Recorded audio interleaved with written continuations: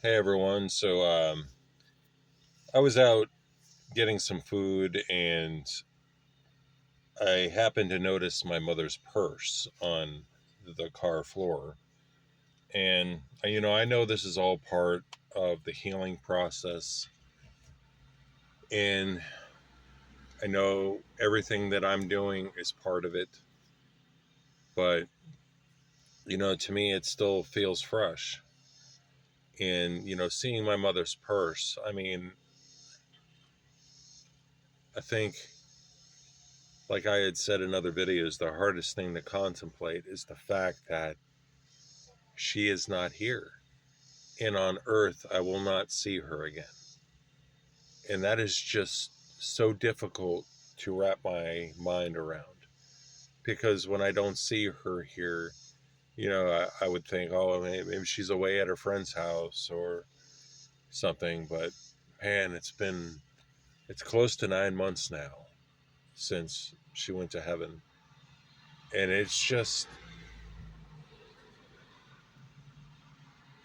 so hard to contemplate.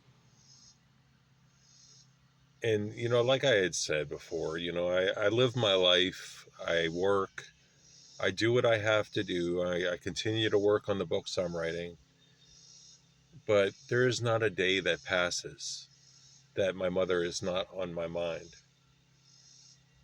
And I was walking to work on Thursday, and I was just looking up to the sky, and I said to Jesus, I said, Lord, hug mom for me, hug all the family members. And it's it's hard to contemplate because I look back at like a year ago and she was here. A year ago we just got back from Seattle, and that's when everything happened. But she was the kindest woman. I mean, she had her issues, she had her flaws. Who doesn't? We all have our issues. But I have her purse in the car, and I know years later down the road, I don't know what will happen to this purse. Maybe I can try to save it sometime with all the contents that are in it. But I wanted to create a video and try to share exactly what I see. So maybe later on in life, YouTube will still be up, and I'll have these videos up still, and I can look back on everything that was in her purse. But I got her brush, and I'm looking on it, and I see her hairs. And so when I saw it before I recorded this video, I was touching the hairs that were on it, because this is my mother's hairs. And I know anyone that is grieving does the same thing. And I got her pocketbook, and I see the cards that she used, her credit card, which I closed, her Amazon Prime card, receipts, her United Healthcare card, her food card, Medicaid card.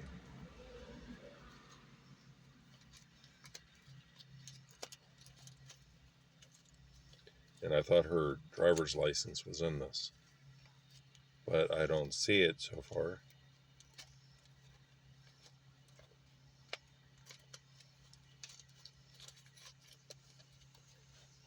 But it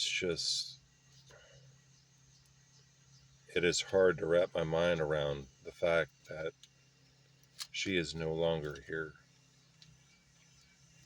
And I had said in another video that it's hard to contemplate the rest of my life without ever seeing her face again. And like I said, she was the closest person in my family. She was the closest person I was with.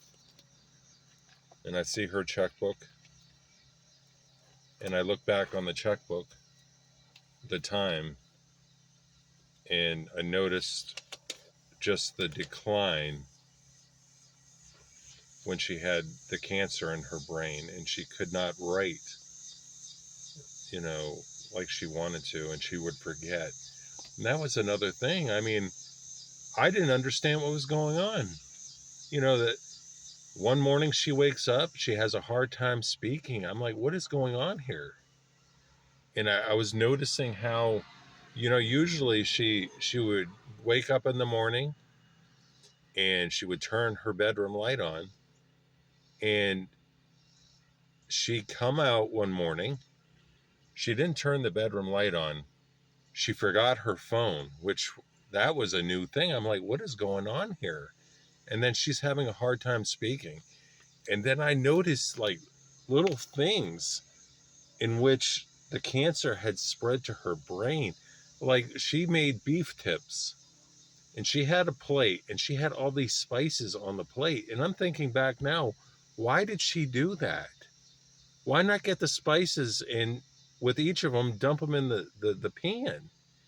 But she didn't do that. She put that on a plate. I'm like, I don't understand this. But only when we found out her diagnosis did I understand what was going on.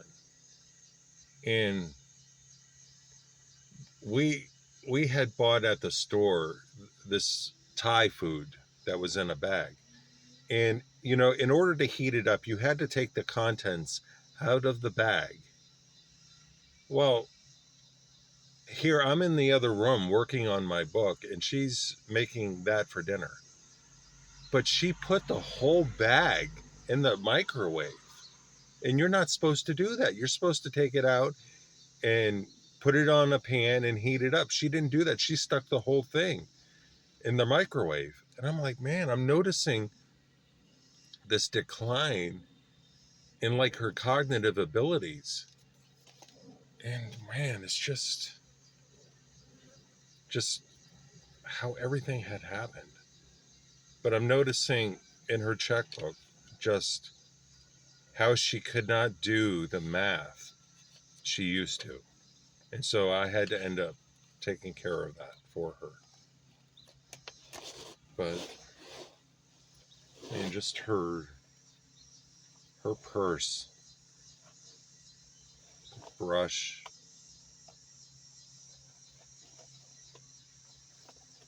she had her flashlight in it.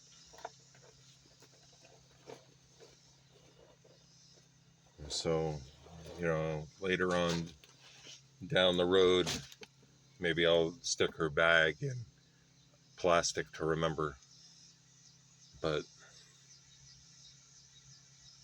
it's one of the hardest things that when you lose a loved one, you have some of the remaining things behind. And it's the cruel fact that they're not here anymore. And like I said, it's a grieving process. And, you know, I know one day I will see her again. You know, I have to counter this with the truth that she is in heaven and she's happy. She's with her mother again. She's with her family. So that makes me happy that she's finally at peace, because I know that she had said so many times that she's sick of living. She's sick of this world. And God knew that she was tired. And so he granted it her to come to be with him. But and I was speaking with my therapist about those last moments, and to this day I still think of it. I told him I wanted to spare her from any pain that was on earth, and I didn't want her to go through those last moments like she did. You know, her transition to heaven was so difficult to watch. Just the fact that when I was calling her name, she didn't look at me or respond. But I was told by a nurse in hospice that the hearing is the last thing that goes.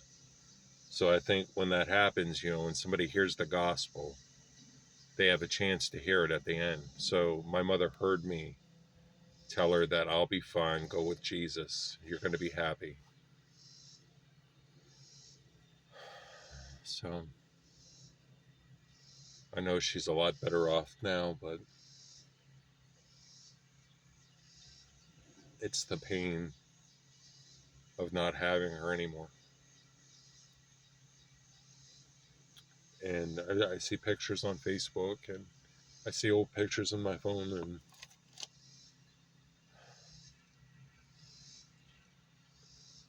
I miss her smile. I miss her laugh. She had the best laugh. She had such an innocent way of looking at things. So I just wanted to share her purse with you, and thank you for taking the time to watch.